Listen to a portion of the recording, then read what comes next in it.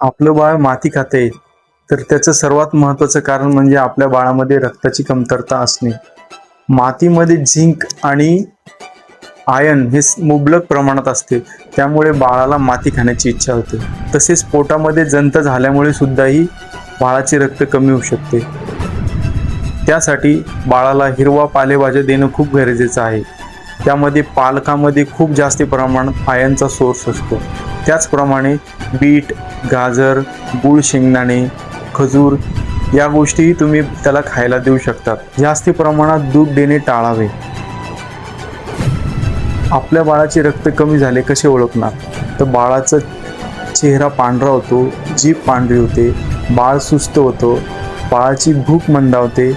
जंतामुळे जर रक्त कमी होत असेल तर बाळाचं वारंवार पोट दुखू शकतं. ही लक्षणे जर आपल्या बाळास दिसत असेल तर योग्य डॉक्टरांचा सल्ला घेणं गरजेचं आहे. अधिक माहितीसाठी मला कॉन्टॅक्ट करू शकता, DM करू शकता. धन्यवाद.